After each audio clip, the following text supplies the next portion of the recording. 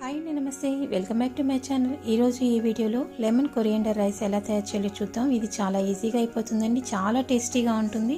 ఒక్కసారి పిల్లలకి lunch box కింద పెట్టండి. ఎలా తయారు చేయాలో చూద్దామా. ఒక బాండల్ తీసుకొని అందులోకి కొంచెం బటరు, 2 స్పూన్ల ఆయిల్ వేసుకొని సన్నగా తరిగి పెట్టుకున్న వెల్లుల్లి ముక్కలను కూడా వేసుకొని 1 నిమిషం పాటు వేయించుకోవాలండి. వేగిన తర్వాత సన్నగా తరిగి పెట్టుకున్న ఉల్లిపాయ ముక్కలు కూడా వేసుకోవాలి. పిజ్జాస్లో యూజ్ చేసే ఒరిగానో 1 స్పూన్ చిల్లీ ఫ్లేక్స్ కూడా వేసుకొని బాగా వేయించుకోవాలండి. తరిగి పెట్టుకున్న గుప్పెడు కొత్తిమీర కూడా వేసుకోవాలండి. కొత్తిమీరలోని పచ్చిదనం పోయేంత వరకు 2 నిమిషాల పాటు నూనెలో వేయించుకోవాలి.